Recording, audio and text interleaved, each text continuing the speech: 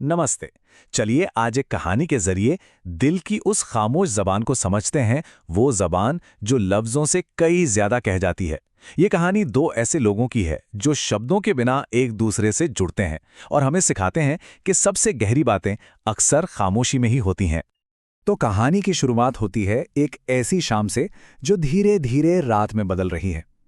सोचिए, शहर की रोशनियां टिमटिमा रही हैं, हवा में एक खामोशी है और इसी खामोशी के बीच हमारी कहानी के दो किरदार मिलने वाले हैं। तो सबसे पहले मिलते हैं आरव से। कहानी का ये हिस्सा उसके अकेलेपन से शुरू होता है और फिर एक ऐसे जुड़ाव तक जाता है जो उसकी दुनिया ही बदल देता है। ये सब होता है जब एक लड़की अचानक उसकी जिंदगी में आ जाती है। ये है आरव, अपनी बालकनी में अकेला खड़ा है। चारों तरफ शहर की जगमगाहट है, पर उसके दिल में एक खालीपन है।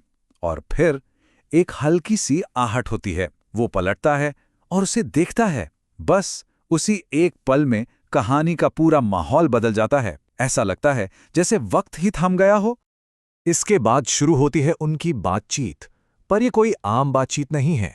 ये सिर्फ लफ्जों का लेन देन नहीं, बल्कि दिलों का एक खामोश संवाद है। एक ऐसी बातचीत जो कहे गए शब्दों से कहीं ज्यादा गहरी है। बातचीत की शुरुआत वो करती है, एक बहुत ही सीधी सी बात। तुम आज बहुत अलग लग रहे हो। सुनने में कितनी मामूली सी बात लगती है ना, पर ये लाइन दिखाती है कि वो उसे कितनी गहराई से देख रही है, समझ रही है। और आरव का जवाब उतना ही सच्चा, उतना ही सीधा। वो कहता है, क्योंकि आज तुम बहुत करीब हो। इस एक जवाब में उसने अपने दिल की पूरी हालत सामने रख दी। मतलब उनकी बातचीत की शुरुआत ही ऐसी बेबाक ईमानदारी से होती है। और ये बेबाक बातचीत हमें सीधे कहानी के दिल में ले जाती है, जब वो कहती हैं, कुछ रिश्ते मिलने के लिए नहीं होते, कुछ रिश्ते सिर्फ महसूस करने के लिए होते हैं।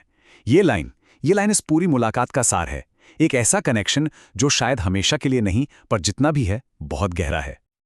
और बस इसी पल में आरव को एक कमाल की बात समझ आती है कि ये लड़की सिर्फ एक इंसान नहीं, बल्कि उसकी अपनी ही भावनाओं का एक आईना है। वो उसके जरिए खुद के उन जज्बातों को देख पा रहा है जिन्हें शायद वो पहले खुद भी ठीक से नहीं समझता था। अब कहानी अपने सबसे जज्बाती मोड़ पर पहुंचती है। ये वो पल है जब दोनों अपनी भावनाओं का आमना सामना करते हैं। एक ऐसा मोड़ जहां एहसास लफ्जों से बहुत आगे निकल जाते हैं।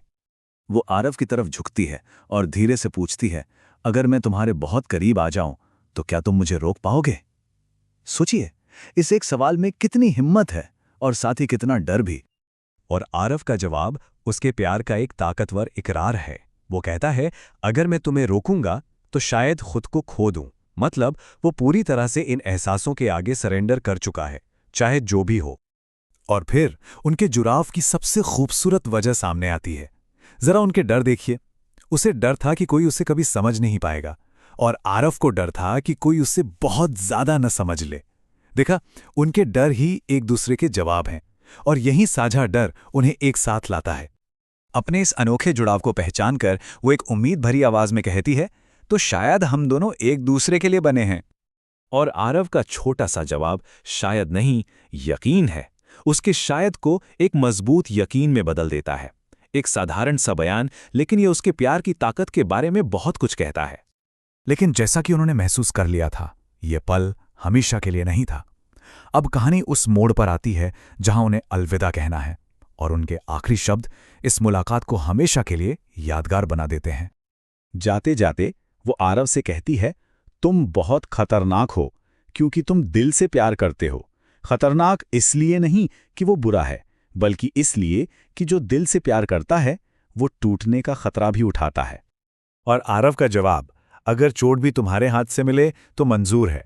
ये दिखाता है कि वो इस रिश्ते के हर पहलू को अपनाने को तैयार है, चाहे उसमें दर्द ही क्यों न शामिल हो।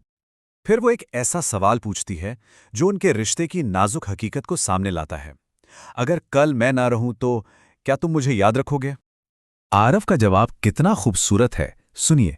वो कहता है, कुछ लोग याद नहीं रखे जाते, वो दिल में बस जाते हैं। ये एक काव्यात्मक जवाब है जो उसके प्यार की गहराई को दिखाता है। उसकी आखिरी गुजारिश बहुत सीधी है, आज की रात भूल मत जाना। एक साधारण सी ख्वाहिश, लेकिन इसमें उनके उस एक पल की सारी अहमियत छिपी हुई है। और आरव का आखिरी वादा है, कुछ रातें भूलने के लिए नहीं होती, वो जिंदगी बन जाती हैं। ये एक ताकतवर बयान है। मतलब ये एक रात अब उसकी पूरी जिंदगी का एक अहम हिस्सा बन चुकी है।